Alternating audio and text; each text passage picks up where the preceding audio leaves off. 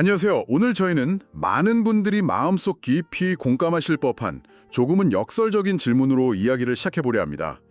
은퇴를 위해 또 노후를 위해 정말 열심히 모은 돈이 통장에 쌓여 있는데 왜 우리는 밤에 잠 못 들고 불안해하는 걸까요? 특히 40대, 50대, 60대를 지나오면서 노후 준비도 어느 정도 됐다고 생각하고 꼬박꼬박 연금도 붓고 있는데 말이죠. 맞아요. 그런데도 문득 이 돈으로 충분할까? 혹시라도 무슨 일이 생기면 어쩌지? 이런 생각에 마음이 철렁 내려앉는 경험 다들 한 번쯤은 있으실 겁니다. 바로 그런 마음을 안고 계신 분들을 위해 보내주신 자료, 돈 있어도 불안한 이유와 해결책에 오늘 함께 깊이 파고들어 보겠습니다. 이게 단순히 돈을 더 모으세요가 아니더라고요. 우리 마음속 불안의 진짜 정체가 뭔지 그 근원을 찾아가는 시간이 될 것 같습니다. 네, 오늘 이야기는 아마 많은 분들에게 이거 정말 내 얘기구나 하는 그런 공감과 함께 그 불안을 다스릴 수 있는 실질적인 실마리를 제공해 드릴 수 있을 겁니다. 자, 그럼 가장 근본적인 질문부터 시작해보죠. 우리는 어릴 때부터 돈이 많으면 행복하다 이렇게 배워왔는데 자료에 따르면 현시한 정반대일 수도 있다고 합니다. 심지어 돈이 많을수록 불안이 더 커지는 사람도 있다는 점이 굉장히 흥미로우면서도 한편으로는 좀 혼란스럽습니다. 바로 그 지점이 오늘 이야기의 핵심입니다. 자료는 심리학의 기본 개념인 안전 욕구를 언급하거든요. 안전 욕구요? 네. 인간은 누구나 안전하고 안정적인 상태를 원하죠. 우리는 흔히 돈이 그 안전을 보장해줄 유일하고 가장 강력한 수단이라고 믿습니다. 그렇죠. 당장 아프면 병원에 갈 수 있고 살 집이 있고 먹을 것을 걱정하지 않는 것. 이 모든 게 사실 돈에서 나오니까요. 돈이 안전 욕구를 채워주는 가장 직접적인 수단 아닌가요? 물론 아주 중요한 수단이죠. 하지만 여기서 결정적인 차이가 있습니다. 돈은 수단일 뿐 안정감 그 자체는 아니라는 겁니다. 그런데 우리는 이 둘을 거의 동일시하는 경향이 있죠. 그리고 바로 여기서 첫 번째 역설이 발생합니다. 돈이 없어서 불안했던 사람이 돈을 모으고 나면 이번엔 이 모은 돈을 잃을까 봐 불안해지기 시작하는 겁니다. 자료에 통제 불안이라는 표현이 나오더군요. 근데 돈을 잃을까 봐 걱정하는 건 너무나 당연한 감정 아닌가요? 그걸 굳이 병적인 불안이라고까지 부를 만한 이유가 있을까요? 네. 아주 좋은 질문이세요. 그게 바로 당연한 걱정과 삶을 갉아먹는 불안의 차이점이거든요. 그 차이? 네. 자료에서 말하는 통제 불안은 나를 지켜줄 것이라 믿었던 돈이 있잖아요. 이게 어느 순간부터 내가 온 힘을 다해 지켜야 할 보물상자가 되어버리는 상황을 말합니다. 자산이 늘어날수록 금고는 점점 커지는데 그 금고를 노리는 도둑이 많아질까 봐 밤새 보초를 서는 꼴이 되는 거죠. 와, 정말 역설적이네요. 안전해지려고 금고를 샀는데 이제는 그 금고를 지키느라 잠을 못 자는 꼴이라니. 결국 불안의 총량은 그대로거나 어쩌면 더 늘어난 셈이네요. 정확합니다. 돈의 노예가 된다는 말이 바로 이런 심리적 상태를 의미하는 겁니다. 나를 위한 수단이었던 돈이 어느새 내가 모셔야 할 주인이 되어버리는 거죠. 알겠습니다. 심리적으로 돈이 우리에게 그런 덫을 놓는다는 건 이해가 됩니다. 그런데 자료는 여기서 한 걸음 더 나아가서 우리가 돈을 계획하는 방식, 그러니까 재무 설계 자체에도 근본적인 문제가 있다고 날카롭게 지적하더라고요. 맞습니다. 대부분의 사람들이 5억 만들기, 월 300만 원 연금 파이프라인 구축하기처럼 구체적인 금액을 목표로 삼잖아요. 이게 언뜻 보기엔 아주 합리적이고 똑똑한 방법처럼 보이죠. 그렇죠. 목표가 명확해야 동기부여도 되고 계획을 세우기도 쉬우니까요. 그게 왜 문제가 되는 거죠? 목표 금액 그 자체보다 그 돈이 내 삶을 어떻게 지탱할 것인가에 대한 구체적인 전략과 연결고리가 빠져 있기 때문입니다. 연결고리요? 네, 자료에 나온 등산 비유가 아주 적절한데요. 많은 분들이 에베레스트 정상이라는 깃발을 꽂는 데만 집중하지 그곳까지 어떤 경로로 어떤 장비를 가지고 또 어떤 날씨에 오를지에 대한 구체적인 계획은 세우지 않는 것과 같습니다. 등산 비유는 이해가 갑니다만 한편으로는 좀 막막하게 들리기도 합니다. 대부분의 사람들은 5억 모으기 같은 명확한 목표가 있어야 허리띠를 졸라매고 돈을 모으게 되잖아요. 처음부터 어떤 경로로 갈지 같은 복잡한 계획을 세우라고 하면 너무 어렵고 막막해서 시작도 못할 것 같은데요. 하긴 그럴 수 있죠. 근데 그 막막함이 오히려 건강한 출발점일 수 있습니다. 그 막막함을 외면하고 그냥 숫자만 좇을 때 문제가 생기는 거니까요. 그래서 자료는 우리에게 아주 날카로운 질문들을 던집니다. 어떤 질문들이죠? 지금 세우신 그 재무 계획이 당신의 실제 소비 패턴에 맞춰져 있나요? 갑작스러운 질병으로 인한 의료비, 자녀 결혼, 부모님 부양 같은 예상치 못한 변수는 충분히 고려되었나요? 그리고 무엇보다 마음의 여유를 찾고 삶을 즐기기 위한, 즉 정서적 만족감을 위한 지출은 확보되어 있나요? 하고 묻는 거죠. 듣고 보니 뜨끔하네요.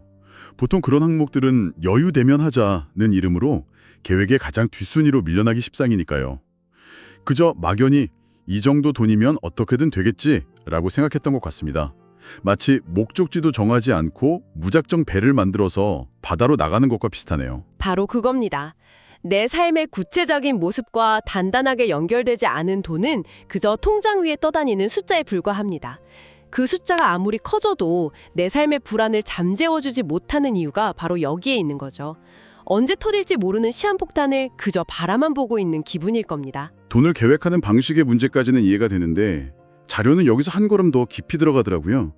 이게 단순한 재무 설계 실패가 아니라 정체성의 문제일 수 있다는 지적인데 사실 처음엔 이게 돈 문제랑 무슨 상관인가 싶었습니다. 이 부분이 아마 오늘 이야기를 듣고 계신 많은 분들의 가슴을 가장 크게 울리는 지점일 겁니다.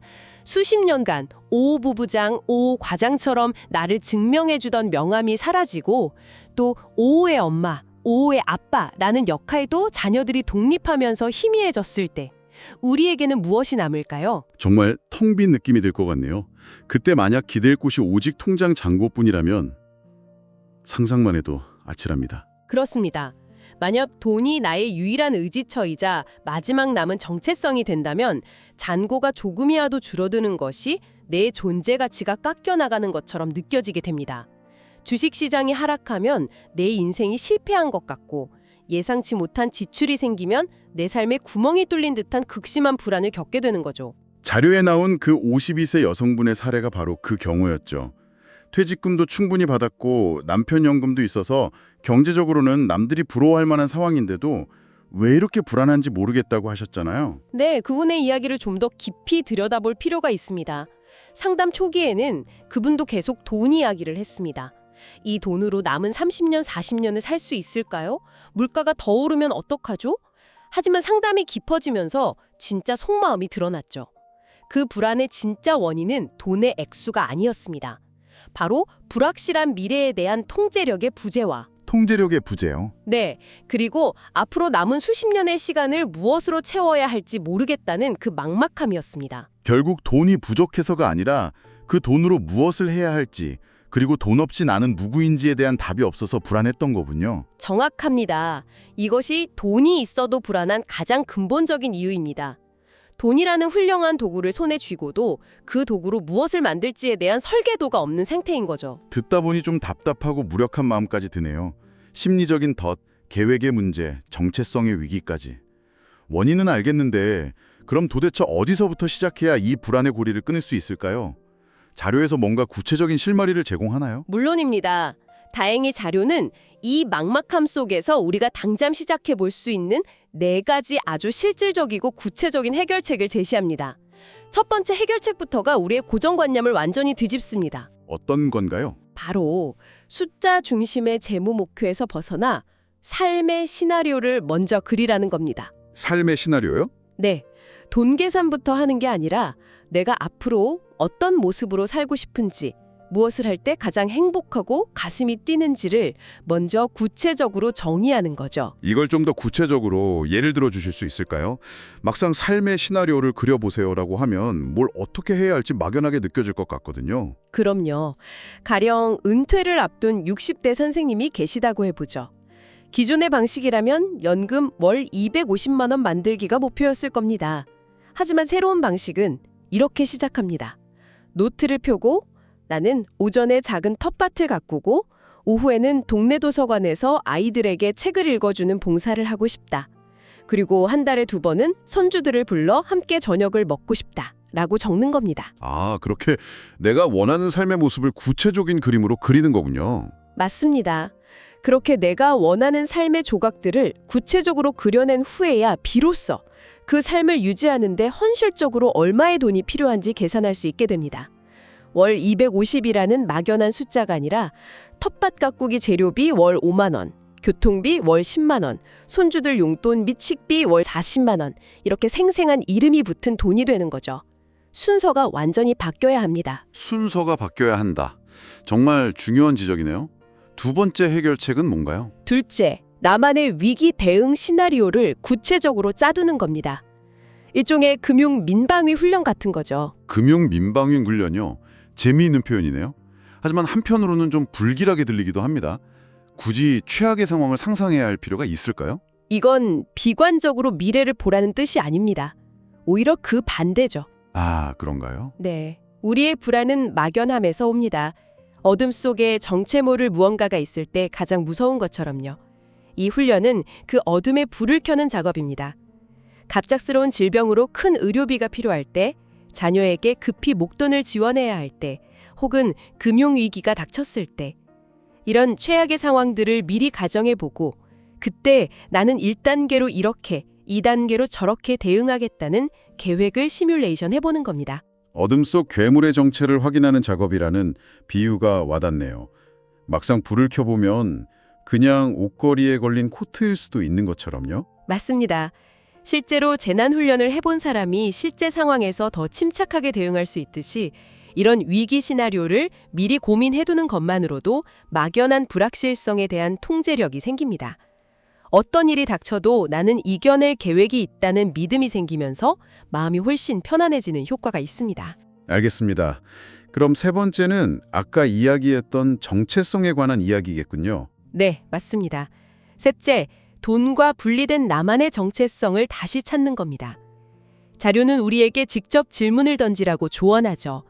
퇴직 후 나는 누구인가? 무엇을 할 때 나는 살아있음을 느끼는가?